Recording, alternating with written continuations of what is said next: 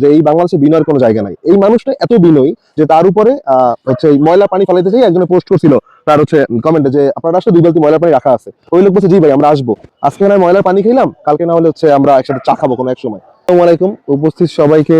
আমরা যারা আজকে আন্দোলনে ছিলাম আর হচ্ছে আর দেশব্যাপী যেটা আমরা চলতেছে দেখছি যে আমাদের হাদি ভাই ওসমান হাদি ভাইয়ের উপরে যে নেককারজনক হামলাটা হয়েছে, এই জিনিসটা প্রমাণ করে যে এই বাংলাদেশের যে পলিটিক্যাল একটা যে ইমব্যালেন্স কাজ করে সেই শুরু থেকেই। আপনি আপনার রাজনৈতিক ক্যারিয়ারে যে জিনিসটা মানে এই যে জোয়ারে যদি গা ভাসাইতে না পারেন তাহলে আপনি সরে যাইতে হবে আপনার, এইটাই প্রমাণ করে।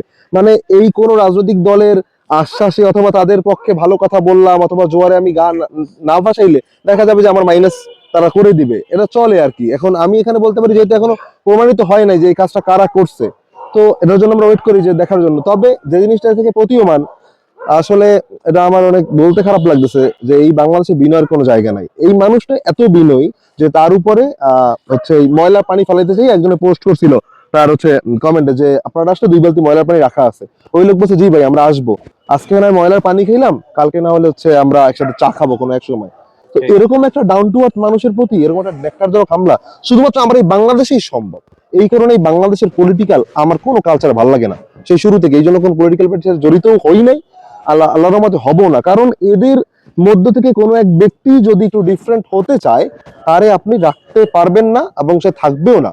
এটা একদম মানে কি বলবো, সাম কাইন্ড অফ নিবন্ধিত ব্যাপার এটা। যে একটু স্রোতের বিপরীতে হাঁটবে তারে সে আর থাকবেই না এখানে। তো আমি দোয়া করি যে ওনার একটা 3 মাসের বাচ্চা আছে, উনি বলছিল যে আমার বাচ্চাটাকে কোলে নিবে, আমি এটা নিয়ে সন্দিহান, অথবা আপনারা আমার বাচ্চাটা দেখা রাখেন। তো উনি হয়তো বুঝতে পারছিল যে ওনার উপর কি আসতে যাচ্ছে।